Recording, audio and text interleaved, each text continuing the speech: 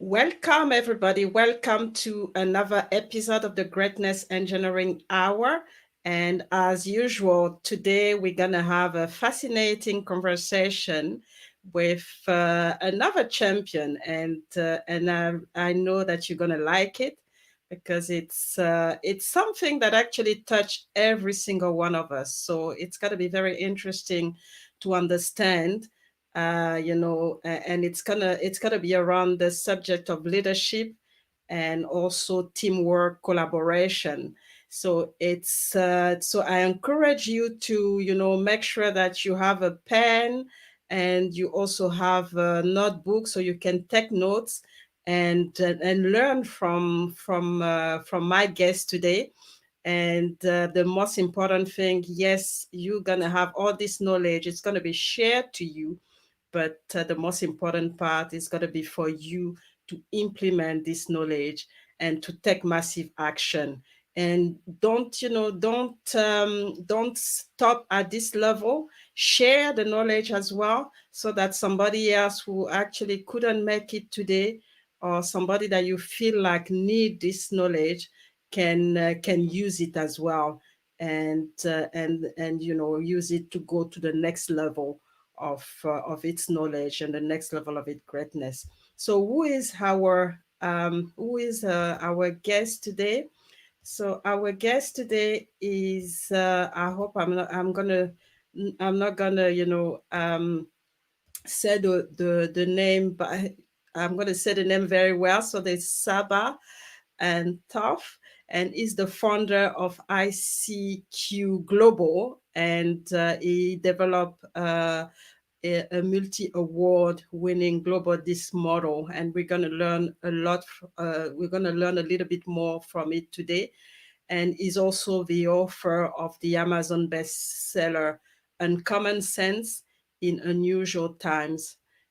So it's a very I've not had the opportunity to read the full book, but just to have an idea of what it's all about. But we'll learn a little bit more about it today. So get ready. Don't go anywhere, and I'm gonna bring our guest now.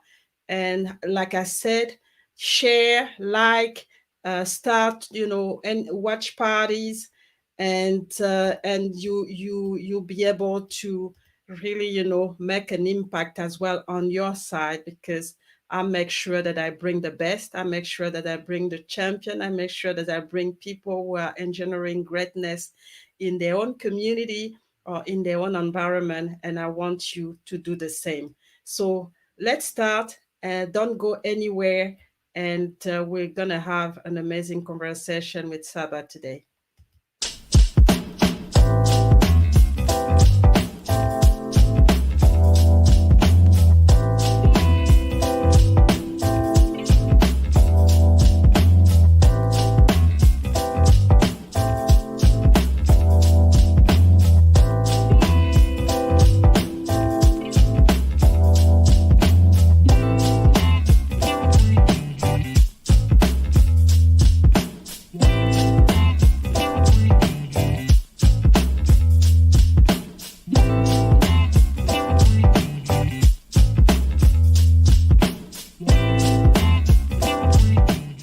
Like now?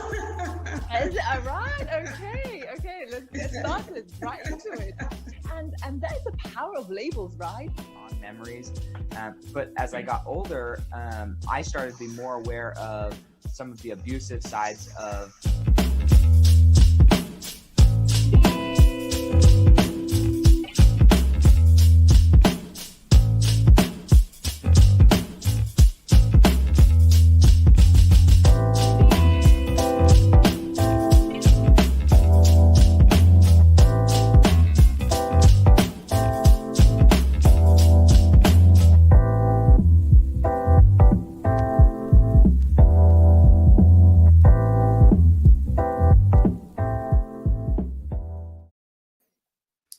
So welcome, Taba, to the Greatness Engineering Hour show.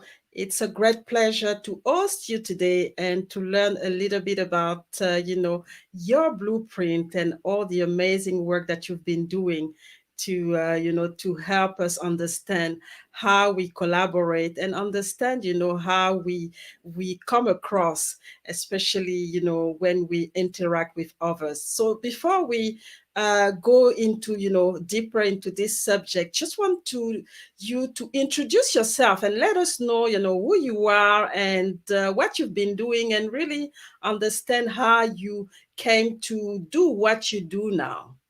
Okay, thank you so much for having me, and thank you for this opportunity. My story is, I don't know if it's almost like a hero story, but not in a good way, because most people don't do anything until it hurts enough, and I was the same.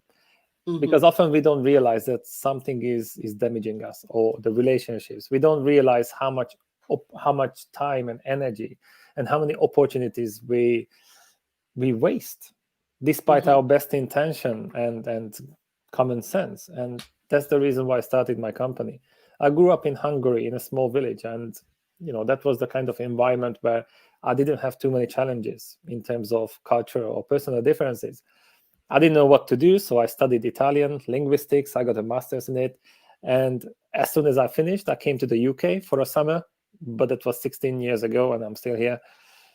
And after 3 years, I went to uni again, and I got a master's in international management. And this is where I found this topic, because my dissertation was about understanding how different the Hungarian managers were from the Western Europeans. And the research revealed that the gap between the two generations in Hungary was much bigger than the gap between the new generation and the Western Europeans, which didn't make sense at all, because all yeah, the academics claim that culture is country specific and stable. And I thought, no, look mm-hmm, at the numbers. That's not true at all.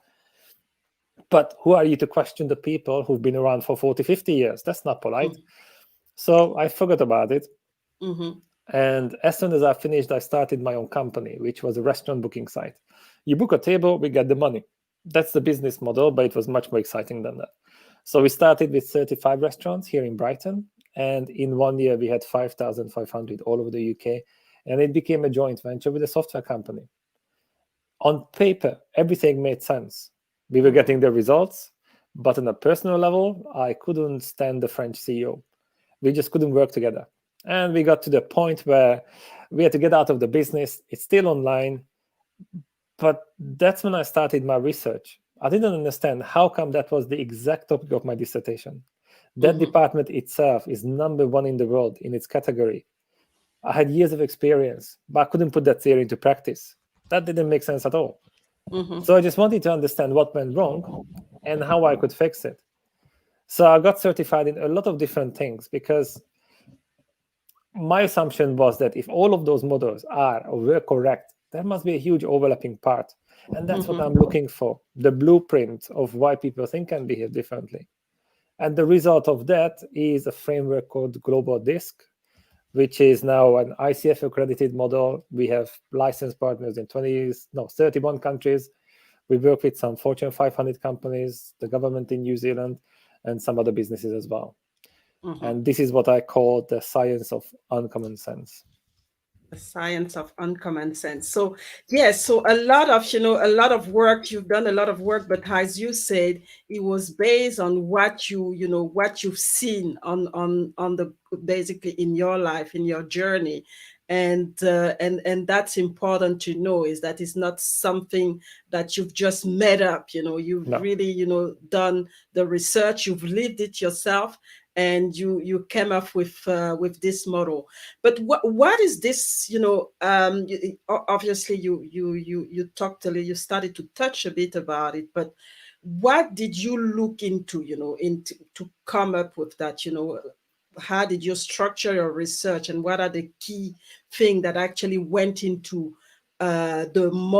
creating the model that you have Okay. right now, this model that you've just mentioned? Well, understanding people is not easy, and there Mm-hmm, are a lot of different ideas around it. So that's a typical question. What is more important, your personality type or your culture background? mm-hmm, And there's a lot of misconceptions about these topics. Because when you talk about your personality type, there are a lot of psychometric and behavioral models like DISC, MBTI, Insights Discovery. They focus on how the different personality types tend to behave if they are not influenced by anything or anyone around them, which is pretty impossible because you can put different people in a team and they are going to conform to certain norms. And on the other side, you have the intercultural models, which are technically international models because they focus on one cultural group out of the 15 or 20 we belong to, and that's their country of origin. So if you look at research, more than 80% of cultural differences exist within countries, not between them. At least 70% of the people in a country are significantly different to what is normal around them.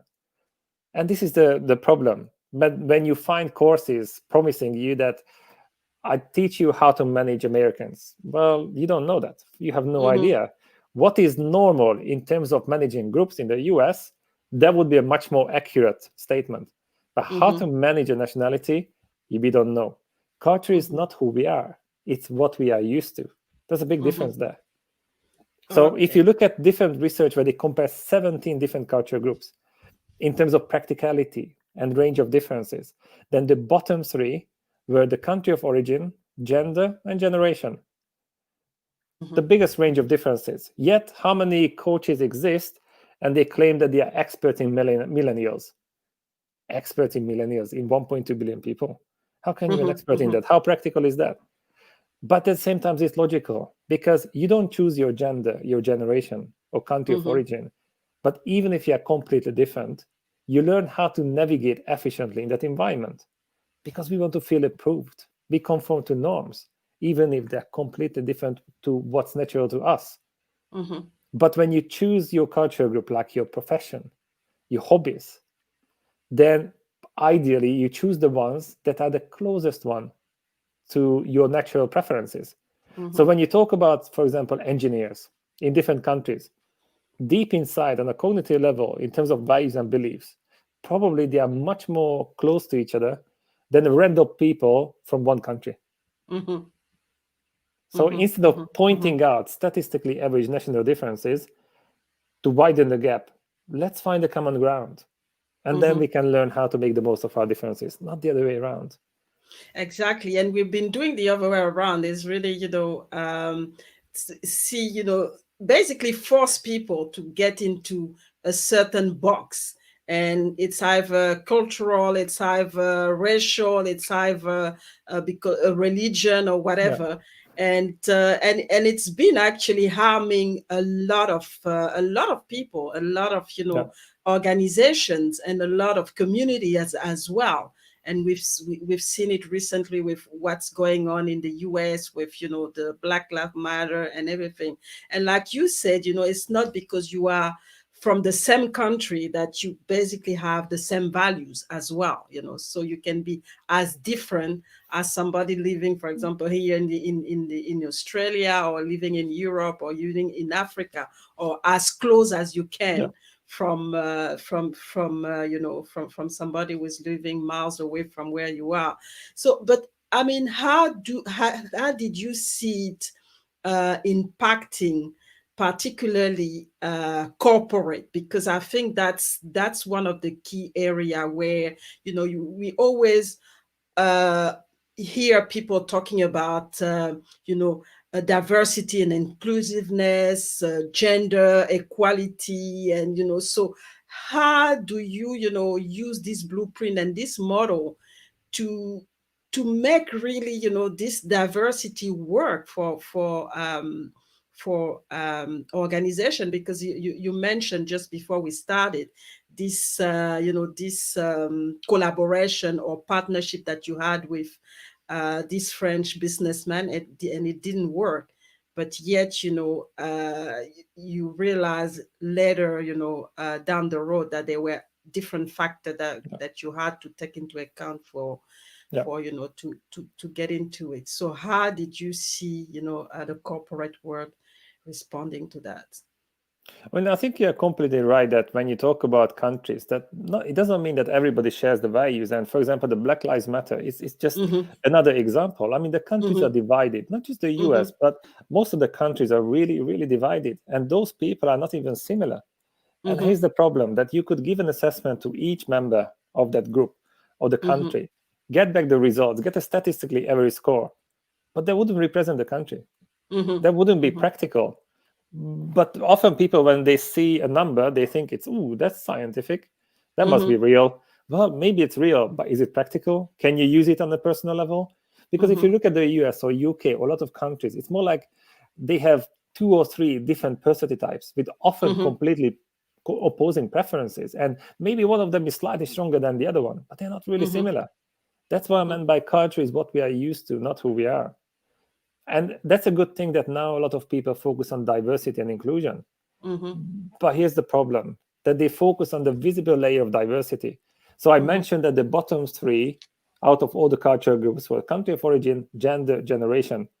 And surprisingly, these are the cultural groups that most companies focus on when they want to increase diversity. Exactly. Because often it's more like a PR trick, a marketing tool, and they don't really understand the power of it. Diversity is the greatest potential for success or disaster. It depends on how much we understand ourselves or others. And for many people, diversity and inclusion are the same. So when the clients approach us and they say, oh, we want to increase diversity, they're surprised when I say, please don't. They say, well, what do you mean don't? That's politically incorrect. I said, no, it's not. Aim for inclusion first. And diversity is going to increase as well. But not the other way around. If you try to increase diversity without understanding the topic, without having psychological safety in an inclusive environment, you're asking for trouble, a lot of trouble. There's a problem with that. Diversity is just the existence of differences. But what's the point in getting a lot of different people, putting them in a team, and then teaching them how to be normal? They call it onboarding. But yeah, exactly. But then you can take a picture, it looks good on the website. But if you look at the research, the only layer of diversity that has proven benefit is cognitive diversity. And when I say that, sometimes people misunderstand it and they think, oh, for you, the visible layer of diversity is not important. You don't care about women and minorities. I said, no, that's the exact opposite. I'm talking about it because it matters. Imagine that you buy a laptop because you want to use the internet. And then you don't know how to connect to the Wi-Fi. You don't know Wi-Fi exists. And you might think, you know what, this laptop doesn't work. Well, that wasn't the problem. And there's the same with the diversity. If you don't understand cognitive diversity, then we're not going to make it work. And those people might come to the wrong conclusion that diversity is not good. And that's not true. If they rely on common sense and good intention, then there's a problem. It's going to backfire. Definitely. But if you think about homophilic diversity, it sounds like a disease, but it's not. It just means that we like and trust people who are like us. Exactly.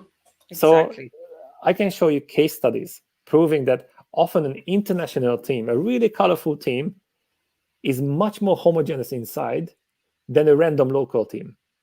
Just think about it. You have to hire somebody. Why would you employ a person who disagrees with you? Why would you employ a person who annoys you? You don't need that hassle. You have enough stress in your life. So we are going to get someone who is like us inside. They look different, but deep inside, there you go. They are similar. This is what we like and trust. But here's the problem. For marketing, it's fantastic. But if you look at performance, then and you want to create greatness, it's not going to happen because you have the same tunnel vision as a team, just like as an individual. You have, imagine, you have a meeting, 10 people, very colorful, but everybody's like you inside. You make a decision. Everybody agrees with you. There's so much energy. So it feels right. It doesn't make it true at all. And here's the uncommon mindset, that you are able to see the same situation from different perspectives so you can make a better decision. And then you can choose to respond instead of just reacting. That's the goal. It's not about statistically average national differences. It's about being able to see the same situation from different perspectives. It's about cognitive and behavioral flexibility. That's our topic. And I like it. I like it because sometimes we basically work on trends. It's like, okay, it's the trend, so that's what we're gonna do. It's the trend to have diversity, so people start to put people together without looking at what's gonna be the impact. Is it the right things to do in the context where we are, but we have to respond to the trend. That's what's, that's what's happening. And then we end up, going to a disaster. And we can see it in a lot of, a lot of organizations, and a lot of, communities as well, where it just lead to disaster. And Yeah. we don't and we start to scratch our head and don't really understand, but yet, we're just following a trend just to follow, or because it's the, it's the thing to do, for the moment. But is it the right thing? Mhm. That's another story. So we're gonna take a break, and I have a few people here. So there's Dee, she's watching from Washington D.C., and then there's also Adelina. Adelina is watching as well with us. So we'll have a break, have a video, and then we'll come back and continue this fascinating conversation. And I'm pretty sure, you all learn a lot like I do, because, sometimes we think that we have the right knowledge, but when we see another perspective, we understand that we still have a long way to go. So don't go anywhere. We are back pretty soon.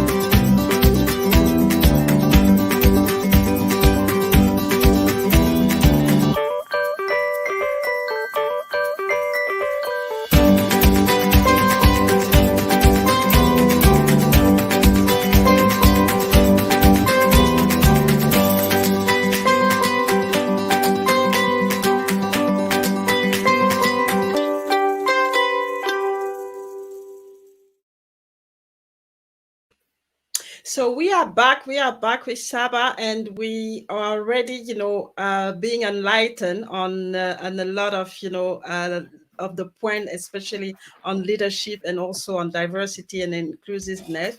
And one question that I wanted to ask you, Saba, is, what is the global, DISC program, and what are the tools and strategy that you use to implement this blueprint, in organization or in communities, or can you tell us a little bit more about that? Yes, when I did my research, I wanted to understand how come people don't use the knowledge or the models or frameworks, or how come they're not getting the results that the models are promising. Whose fault is that, or whose responsibility? So it's not about blaming anyone, it's just about finding an even better solution. And this is when I had to realize that it doesn't matter how good something is. If it's too complex, people are not going to use it, most of them. So it's not going to make a difference. On the other hand, information rarely leads to transformation. And that's a problem. So, all the information is available now online. That's not the problem. But Mhm. how can you connect those dots? How can you make the topic as uncomplicated and practical as possible? And this is where global disc is important. Because Mhm. if you look at the visible layer of diversity, it's insanely complex. I mean, how can you be an expert in 200 countries and generations, genders, professions, all those things, and the Mhm. combination of those, even if the numbers were correct and not last century? It's insanely complex. But if you look at the cognitive level, Mhm. then there are a very limited number of values and psychological needs, really limited number. Now, the behaviors, the habits, the best practices we use to meet those needs and express those values, that's insanely complex. Mhm. But there are limited number of levers beneath the surface, and Global Disc is the blueprint to do that. Mhm. Because it doesn't take away the uniqueness of people. I don't know you, but we are all predictably different. There is a Mhm. blueprint of why we think and behave differently. And once we understand this, and once we realize that we are all a combination of the four personality types, but we were conditioned differently by our environment, then it's much easier to manage the topic. It's much more Mhm. friendly and practical, Mhm. because at the same time, we also have much more experience than we realize. I Mhm. mentioned in the beginning that more than 80% of cultural differences exist within countries, not between them. Mhm.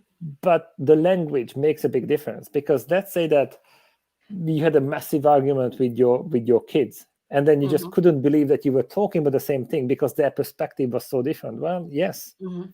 because these are all around us, these cultural differences, but we label them differently, because when you Mhm. clash with someone in your own family, you might call it personal differences. But if Mhm. the Mhm. exact same situation happens with someone from a different country, we might label it cultural differences. On the Mhm. Mhm. cognitive level, you talk about exactly the same thing. And Mhm. that's the reason why we talk about cultural differences as clashes of common senses, Mhm. because then you Mhm. can remove this illusion of separation, illusion of superiority, and you can Mhm. replace it with the power of curiosity and synergy. Mhm. Because when Mhm. we have a disagreement and I know I'm right, then the default position is that I know that you are wrong. It's Mhm. obvious. So if there's no trust and psychological safety between you and me, then we are going to put all that energy into convincing the other person that we are right and they are not. We win and you lose. Mhm. That's not Mhm. ideal. But if we have the uncommon mindset, then I know that you say that you're right because you think you're right. So I can ask you, Mhm. so what do you see that I don't? What can you see? What do you know that I don't? If you are able to do this, then diversity can lead to innovation. Mhm. Mhm. Mhm. If Mhm. we cannot, then it turns into painful liability. And that's the reason why we have to focus on cognitive diversity. Because Mhm. diversity is pretty cool until somebody disagrees with us. After that, it's not. Yeah. Yeah. Yeah. Yeah. After that, we Yeah. don't like it, because it's Mhm. almost Mhm. like an attack on our identity. And if you're not confident enough, you don't know who you are, what you stand for, then you have to protect your ego at all costs. And Mhm. most people want to be right instead of learning about the truth Mhm. or Mhm. learning more. And I think this is what we can experience right now, that these differences were suppressed so much with the overdone political correctness that people couldn't ask a question without being scared that maybe the other person gets offended. Mhm. Even Mhm. just simple question, where are you from? I can't even ask you anymore, because what if somebody gets offended? But if I cannot ask a question, I can only assume the answer. And Mhm. because we have negativity bias, at least 70% of our thoughts are negative, then we come up with something negative. And then I'm going to share it with my friends. Obviously, they are like me. We Mhm. discuss it. So if I can hear it from them as well, then I accept it as truth. So Mhm. slowly, we are just widening this gap. And that's a problem. And I think what we are experiencing now is almost like a reset, that all of those things are on the surface. It's ugly, Mhm. but at least we can deal with them. And Mhm. at the same time, we can see so many inspiring stories as well. Unfortunately, the news is about, horror stories, but there's always a balance. So many positive examples. So I'm just really hoping that this is the time now when we can facilitate a conversation. But Mhm. for that, we have to give people this blueprint. We have to give them the vocabulary. And the reason is that 95% of actions are driven by values and beliefs we are not even Mhm. aware of. 95, we are running on autopilot. So we can talk about the symptoms of the problem, but not the root cause.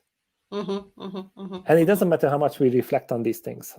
It doesn't matter how much you reflect on how to say good night in Russian if you don't speak Russian. It just doesn't matter.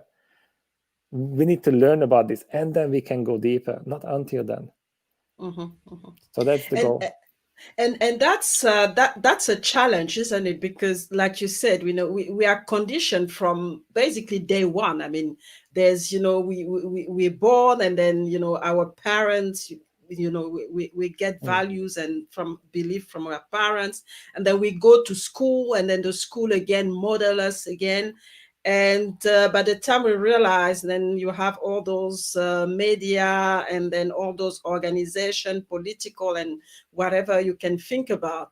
So it becomes really difficult to be, to understand who we are and what we stand for, Yeah. and really be strong, on that, because we get basically, I mean, we drain, into we drain into all of this, and we don't even realize what's true anymore, what's the truth, and what's not, Yeah. really relevant. And so I'm really curious to know, how successful you are to reset people and to reset organizations, to really go back basically to the basic, and then get this new knowledge that you bringing to help them to refine, to find again who they are and really live their truth, Mm-hmm. because that's what it's all about. Well, I've got a way of doing that, but it's kind of controversial, my advice, Mm-hmm, because usually I tell people that if you care about someone, then you hurt them at least a little bit. mm-hmm, And I'm not talking about abusement or anything like that. It's just talking about building more awareness, because mm-hmm, often people don't know that they have a problem and they don't know how serious it is because they mm-hmm, just mm-hmm, accept it as normal. Have you mm-hmm. seen the Febreze case study? You know, that odor neutralizer. No, no, no. So that's like a spray that doesn't mask the odor, but it neutralizes it. So when they Mm-hmm, discovered it, then they thought, you know what, our target market is the people with dogs, because those houses stink. mm-hmm, mm-hmm, So they went to those houses and they asked the owner, look, this is what we have. Do you need it? And then the owner said, no, we don't. Why are you asking me? And just people couldn't understand what the hell is going on. Your house stinks and you don't need it. What do you mean? What's going on? And when they looked into this topic, they realized that there's a concept called they went nose blind. They got used to it so much that they don't mm-hmm, notice it anymore. And this is what most people do. They just accept that in a corporate environment, the staff turnover is high. That's normal. Their conclusion is they are not good enough, they are weak, something is wrong with them. Usually they don't mm-hmm, think about leadership. It's always somebody else's problem, mm-hmm, because it's so much easier to criticize others than it is to take responsibility for our own actions and growth. That's not pretty. mm-hmm, Personal and mm-hmm, leadership development doesn't feel good. It's like a slap in the face. So it's easier to criticize other people. So this is the method, that when we go in, we have to show people with numbers that, look, this is the research. You put really, really smart people in a team and you lose an average 79% of the potential. mm-hmm, Do you think that's a good business model? Because maybe your competition is not like that. Maybe they mm-hmm, understand it. Because 90% of business is interaction between people who think and behave differently. mm-hmm, And we can mm-hmm, help you unlock that by giving you the blueprint. But probably they don't know about it. So we have to support it. We have to increase the awareness so it hurts enough so they take action. mm-hmm, So technically, this is about understanding that the highest level of growth is probably when you stop wasting your potential. You stop mm-hmm, wasting time and energy and opportunities for two main reasons. One is friction with people who think and behave differently, and the other one is friction with ourselves, mm-hmm. sabotage. Yeah, And that's yeah, one of the yeah. biggest problems. And those are the key thing that they are very difficult to Yeah. actually realize, when, like you said, when you used to do things, and you think that, every single problem is because of others, or because of Yeah. the environment, or because of, where you come from, then you forget to look at things from this angle and say, okay, am I sabotaging myself, or, and am I sabotaging other people? Yeah. And that can be a big problem, which leads me to to ask you, because obviously when people realize what they stand for and what they really want to do you think that then collaboration becomes really a key part of making things work, either at the corporate level or at the at any level in our life? I think it's really important, and there is a missing step. And I think this is exactly what you kind of phrased, that if you know who you are, what you stand for, and you are even okay with it, you Mm-hmm, accept yourself, then you don't have to bully anyone to feel mm-hmm, important. Then you don't have to hide to feel safe. And to me, self inclusion is the missing step, because mm-hmm, there's so much noise about diversity and inclusion that, diversity is when you're invited to a party, and inclusion is when you're asked to dance, mm-hmm, which sounds mm-hmm, beautiful, but it's incomplete. Because if that happens, and let's say you invite me and you ask me to dance, mm-hmm, I'm going to tell you politely, no, thank you. And it's not mm-hmm, your fault, it's mine. Because I would feel awkward because I don't have confidence in that topic. So the mm-hmm, outcome is still negative. And this is mm-hmm, what most people don't focus on. Look at low self esteem. That's a real problem nowadays. When we compare other people's highlights with how we feel inside, we don't know how to talk about feelings and emotions. We don't understand this blueprint. We don't have close friends, just superficial ones, and we have to pretend to be someone else. So we mm-hmm, stay in our head without the right knowledge. And that's a problem. How can you be inclusive towards others if you cannot accept yourself? I mean, in a healthy way, because I know quite a lot exactly. of people who can accept others. Indeed, they need them, because the more people need you and the more people like you, the Mm-hmm, higher your self-esteem goes. But that's a really fragile place. And here's the mm-hmm, problem, that we cannot control the external environment. We can control only three things, nothing else. One is what we pay attention to. Second, what meaning we attach to it.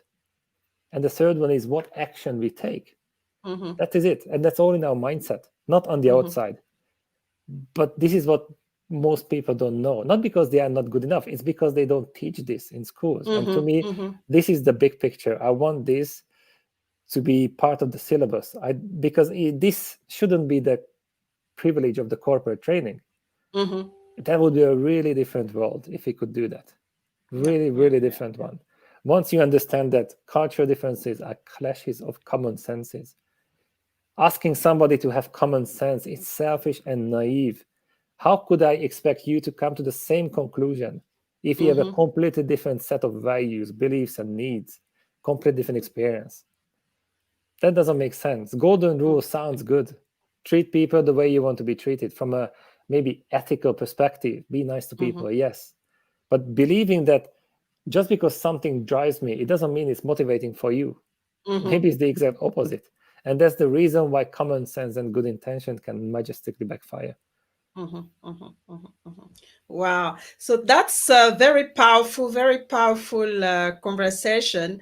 And we got to take another break and we come back and continue to dig, a little bit deeper into your research and especially understanding, what this blueprint, the global disc is all about, but also how it can actually help us as individuals and also as organization and communities to go to the next level of our greatness, because that's what this show is all about. Really bring this knowledge and tools and strategies that can actually help us to really understand that we can use our gift and in collaboration with others to bring greatness back on the on stage for everybody. So don't go anywhere, and we'll be back in few minutes.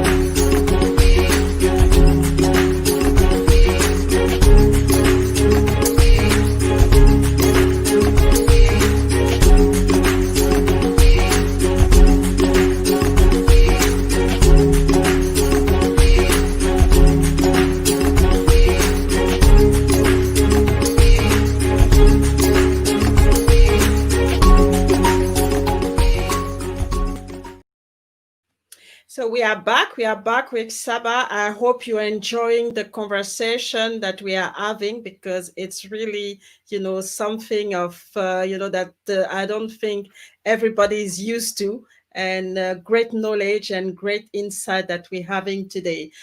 So, Saba, one question that, I have, because obviously there's a lot of disruption happening right now. We live in what they call VUCA Mhm. world. So how do you think this blueprint can, actually help us to not only manage the current, situation, but, move forward as far as, our industries, economies, and even social or humanity is concerned? Knowing the blueprint is important because it helps with the self-awareness. But Mm-hmm, a tool is not going to change the world. That's a good idea and it's very practical, but that's not exactly the solution. mm-hmm, Nothing is going to happen without the right mindset. If people mm-hmm, don't know what is the benefit of using that tool and what is the cost of ignoring it, then they're not going to use it. And there's no transformation. mm-hmm, And that goes back to making people cry a little bit, or at least just to create that kind of awareness that they know why they need it. mm-hmm, So if you look at the current environment now, there's so much uncertainty. Everything is falling apart around us. And people are craving certainty, mm-hmm, which is weird, which doesn't make sense because, safety and certainty don't exist in nature. That's an illusion. Yet we are mm-hmm, craving it. But the problem is that most people don't know themselves. They don't have that kind of self awareness, so they cannot trust themselves. The jobs are disappearing. People are different around us. So they really need some kind of certainty. So where do they find that? Often in the national identity, mm-hmm, because that is strong. That's what they can see. It's tangible. I grab the flag. I love it. I hug it. Whoa, we all same tribe and the same country. So we minimize the differences within that group and maximize it between groups mm-hmm, because there's nothing else that we can hang on to. And that's why we can see that the right wing is rising now because it's natural. We can see it, and people are looking for the authority figures. mm-hmm, mm-hmm, And that's why we can see that that type of leadership is on the rise as well. But once we understand that there is no aggression without fear, and we know that those people are panicking, the ones who pretend to be tough with the gun, and that, no, actually, you guys are scared mm-hmm, mm-hmm, because there's nothing around you that you can trust. So you hang on to those people. But the problem is that those politicians and leaders took advantage of real problems and real people without offering a real solution, promising anything, even turning back time. It's not just one country, quite a lot of them. They promise mm-hmm, anything just to grab that power. So to me, that's the real problem. That mm-hmm, you can't do that when people are confident, when they know who they are, when they are not fighting. If you divide them, you label the different groups so they can fight each other, then they become weaker and it's easier to control them. So the mm-hmm, more labels you have, the more divided people become, and the easier it is to control them. mm-hmm, And to me, this is fascinating when I see what's happening, in politics, in sales and mm-hmm, marketing. The underlying concept is exactly the same. The more you understand the mindset, the more successful you become. And this is the key, that learning is emotional. mm-hmm, It's intense. The more intense an emotion is, the more the knowledge or that kind of experience stuck with you in the past. That's it. So when you mm-hmm, scare people, immigrants are coming, the world is collapsing, people are scared, fear is the strongest emotion. Whatever I say gets imprinted on your mind and it mm-hmm, stays there. And then on the other side, they try to convince you, they try to influence you. Yeah, according to the statistics, blah, blah, blah, blah. That's not emotional. Nothing goes in. And you can see it. mm-hmm, Nothing mm-hmm, goes in. We are still emotional. mm-hmm, And mm-hmm, if learning mm-hmm, is emotional and you try to use the neocortex, facts and figures, we can see the result of that. When you're in survival mode, you don't have to be inclusive. You don't have to be nice. You don't have to be smart. You have to be strong and you have to be quick. mm-hmm. And this is what we can see now. That's not an Yeah. inclusive environment. So the more labels we hand out, and the more people attach their identity to that label, that I'm a vegetarian, I'm a Christian, I'm a transgender, it doesn't matter what. If that's your identity and the only identity or the strongest one, then you have to protect it at all costs. Mm-hmm. And that's dangerous. And I think politicians know that exactly. Mm-hmm, mm-hmm, mm-hmm, mm-hmm. And it's a real jungle, isn't it? And that's what it is that you the stronger actually wins, because like you said, we're now really playing in our on our instinct. It's Yeah. we are always defensive, and because of fear, because of the lack of confidence that we have, and also the divisive environment that's been created around us without us realizing that we've been actually drawn into it, and we need to do something about it, and that's the difficult part, because when you start to, and that's what I was asking before, how do you deprogram people? Because it's actually kind of a program that's been running for years in our lives, and we've been running this program on and on. And now somebody comes and say, okay, no, that's the wrong program, you have to get rid of it and start fresh and bring something new. It's really challenging. It's even scary for people, Yeah. because you so especially if you believe only on something really material, and you don't really look at the mindset or the spiritual, whatever we call it. Then for you is about, I'm going to lose everything, but I don't know what I'm going to gain, because you're not confident, and you lack self-esteem, and you don't know yourself. Yeah. And that's really a key thing. Well, what's a fascinating subject, and I'm really really curious, and to know, and to get, to read the book, because now that I've been able to have a little bit of insight from you. It would be really interesting to have that. So, I mean, where can we find your book? And let us know where we can find it, where we can get it, and also how people can get in contact with you, because that's the most important thing, because I know that's this research, the result of your research, is something that we definitely need to spread, because I don't think a lot of people are aware of what you've just shared today. Yeah. And the book is, I published the book not to tell people what to think, but just Mm-hmm. to make them think and Mm-hmm. help them think so they can question the status quo for the right reasons. And I would never tell people that their programming is not good enough Mm-hmm. or they are wrong, because when you tell Mm-hmm. people to change, then it implies that they are not Resistant. good enough. Mm-hmm. And nobody likes that. But if you tell them that, you're awesome already, but you can be even better, Mm-hmm. or we can help you unlock that potential, that's a much more friendly way of approaching the things. To me, that's the most important part, because often we try to protect the status quo. We try to protect something by denying evolution, by denying that the world is changing around us. Mm-hmm. So the intention is good, but it backfires. How many people think that, oh, it's my heritage, I have to protect it, I can't change anything? But it's a problem, because the world is changing around you. So the gap between what you try to protect and the world is getting bigger until you get to Mm-hmm. that breaking point. And as you have no other option anymore. So by denying reality, you are ultimately endangering the very thing that you try to protect. Mm-hmm. If you really love something, you look after it, you nurture it, you help it evolve. So the question is there an even better way of doing things?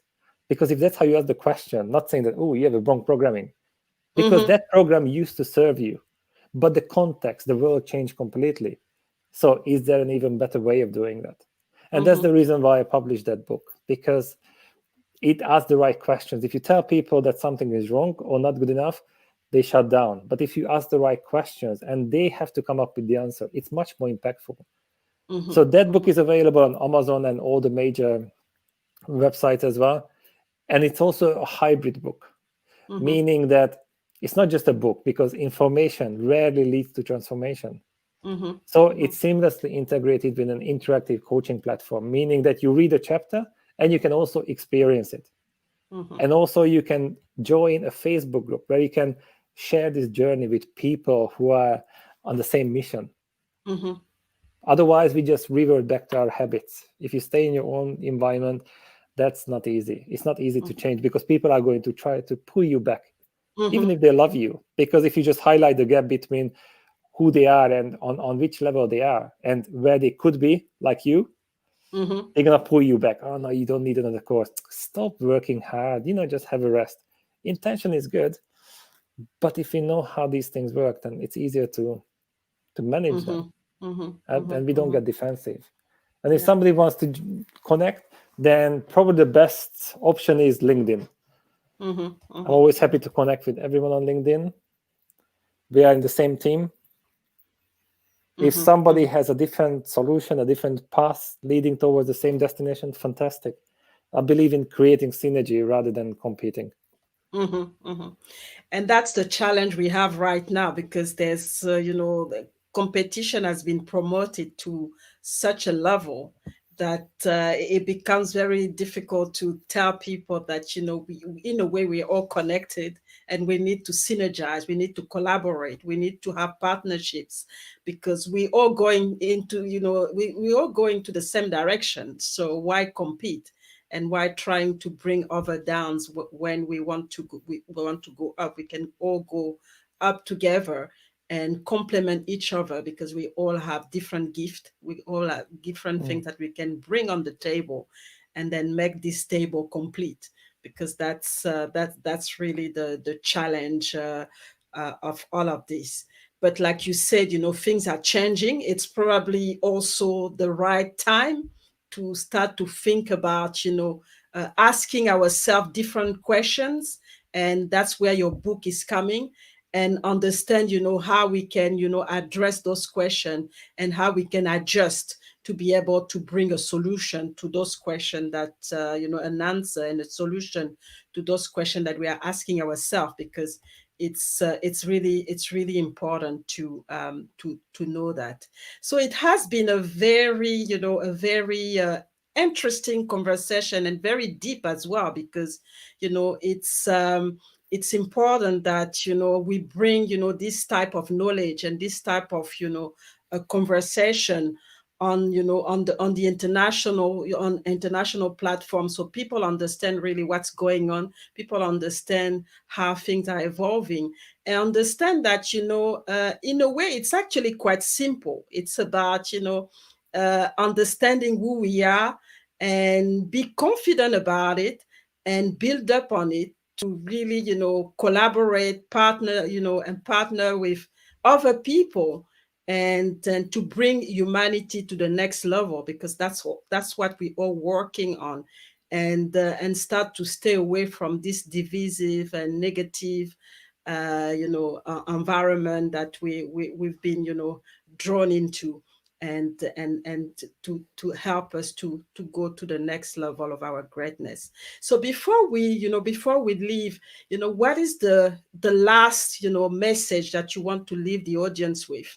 Because obviously you've been doing all this great work, and starting to share it, and really try to bring the right question to us, to understand how we can really develop ourselves, and really get to self-actualization in a way, by asking ourselves the right question. So what's next?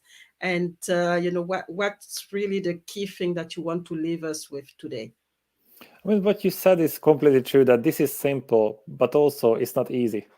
And that's why most people don't do that. So the main message is probably a question. Do you want to be right, or you want to find an even better solution? That would be my question, because a lot of people want to be right instead of learning about the truth and finding better ways. But the quality of your questions determine the quality of your life and relationships. Mm-hmm. And Mm-hmm. that's one thing, that we see the world from our own perspective, and it makes sense. And all the algorithms of YouTube and LinkedIn and Facebook, they all just reinforce that message, and they pump up our cognitive bubble where most things make sense, but that doesn't make it true. So try to see the same situation from different perspectives, because we don't know what is true. So this is what you mentioned in the very beginning. Mm-hmm. So instead of watching the same channels, watch another one that you cannot stand. That's why now sometimes I'm watching conspiracy theories, Mm-hmm. because it's so interesting to see that. I know that just because you watch the news, it doesn't mean it's true at all. Mm-hmm. And it doesn't mean that the other side is true, but there must be some truth in it. And I'm just interested in that perspective. But Mm-hmm. it can feel uncomfortable. But when you feel uncomfortable, that's a sign that you are growing. Mm-hmm. That's a very good sign. When you see that the frustration is the wrapping paper and the gift of learning, then you don't reject it anymore, thinking that it's Mm-hmm. pain, but you associate it with pleasure, because you know that you are growing. And it becomes a much more positive experience. Mm-hmm. Mm-hmm. That's the way Mm-hmm. forward. Yeah. Okay. Thank you so much. Thank you so much, Thank you. Sabah, for your insight and great knowledge today, and for giving us some positivity here, because we really need it. And with what's going on right now, and like we just talk about people trying to be very divisive and really bringing this ego thing on top of everything, and not letting us really express ourselves, and become really what we're meant to become. And that's really refreshing to have those kind of conversation. And I know that the audience really enjoyed it. There's we have so somebody saying loving this. And we have Ephraim is here in Perth, so creating synergy rather than competing. And is also saying very informative session, well done. So that's all for today. Unfortunately, 1 hour is probably not enough to talk about this subject. You will have to connect with Saba to get more information and to get more knowledge. I know that his organization is doing a lot of workshops, and there are some certification if you want to go to the next level. And any they really get making sure that this information is getting to everybody. And any event that you have coming, or any training that you think will be of good use for us, Shaba. Yes, the next one, and that's my absolute favorite, is the Mm-hmm. ICQ Growth Mindset course. Mm-hmm. At the end Mm-hmm. of August 24, it's four Mm-hmm. times 90 minutes, interactive, including the assessments and an amazing bunch of people.